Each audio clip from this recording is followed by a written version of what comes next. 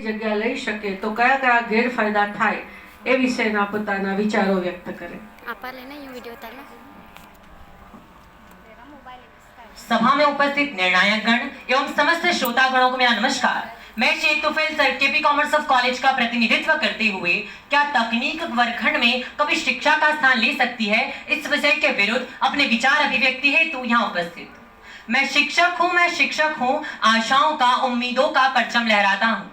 मैं शिक्षक हूँ, आशाओं का उम्मीदों का परचम लहराता हूँ। बाधाओं का मुझे डर नहीं, मैं मेहनत से बना पारस हूँ। जी हाँ, मैं शिक्षक हूँ, आशाओं का उम्मीदों का परचम लहराता हूँ। महोदय, आज का यह युग डिजिटल युग है और इस डिजिटल युग ने हमारे जीवन को कई तरीके से बदल दिया है। आज का मनुष्य खेती से लेकर खेल जगत, व्यापार से लेकर वाणिज्य एवं शिक्षा से लेकर तकनीकी क्षेत्र में प्रगति कर रहा है। आज का मनुष्य मंगल से लेकर चांद तक की उड़ान भरकर विश्व को तकनीकी क्षेत्र की इस प्रगति से ज्ञात करवा रहा है। जो तकनीकी क्षेत्र की प्रगति से हमारी शिक्षा पर क्या असर पड़ेगा? जी हाँ, ये शिक्षक का स्थान ले सकती है।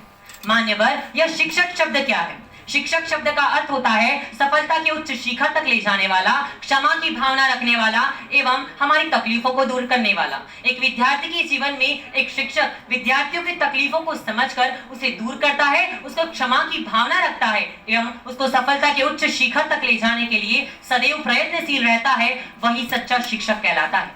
तकनीकी क्षेत्र से हमारे शिक्षा क्षेत्र का विकास जरूर हुआ है।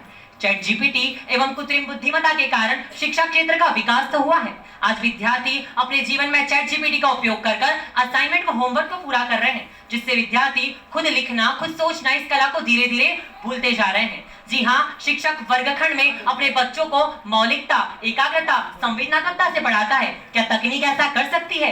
जी हाँ, बिल्कुल भी तकनीक ऐसा बिल्कुल भी नहीं कर सकती, क्योंकि एक जो शिक्षक होता है वो विद्यार्थी के चरित्र का निर्माण करता है, सदैव सही गलत के भेद से उसे ज्ञात करवाता है। यदि आप सोचें कि तकनीक ऐसा कर सकती है तो आप मान्यवर बिल्कुल गलत है।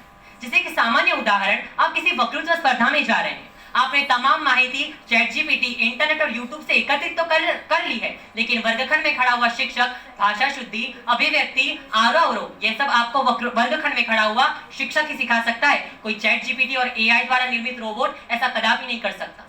आप किसी प्रश्न का उत्तर इंटरनेट और यूट्यूब से पूछकर देख लें और उसी प्रश्न का उत्तर हमारे वर्गखंड में खड़े हुए शिक्षक से पूछकर देख लें, तो जो शिक्षक का उत्तर है वो चैट जीपीटी और वर्गखंड में जो भी एआई का इस्तेमाल करता है उसको आराम से मात कर देगा।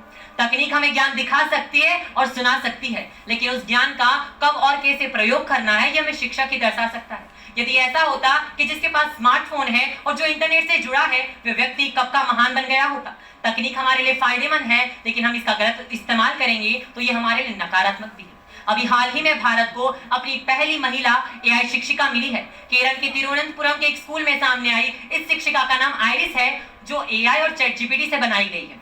लेकिन वो गणित और विज्ञान के प्रश्नों का उत्तर दे सकती है, लेकिन यदि हम उससे भावनात्मक एवं रचनात्मक प्रश्न पूछेंगे तो वो ऊंधे मुंह गिर पड़ेगी, क्योंकि उसके अंदर रचनात्मकता, स्मृति क्षमता और तर्क क्षमता का अभाव है।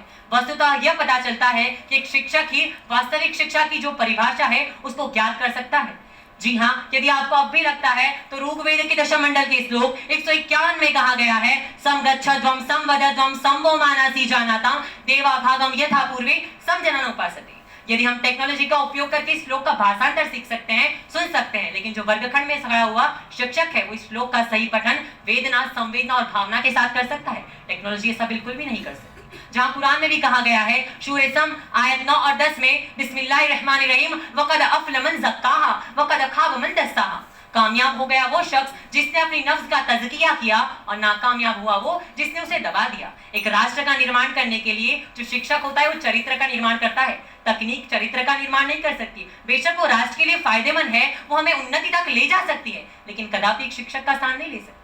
हम बचपन से ही सुनते आए हैं कि बूंद बूंद से सागर बनता है, तो हमारे शिक्षकों के लिए एक बूंद जितना योगदान तो दे ही सकते हैं, क्योंकि हम उस संस्कृति के वारस हैं जो आपदा को अवसर में परिवर्तित करने का साहस रखता है। यदि हर चीज के दो पहलू होते हैं, यदि हम सकारात्मक उपयोग करेंगे तो वो किसी वरदान से कम नहीं, ये हमारे हाथ में है कि हम उसका कैसा उपयोग करेंगे।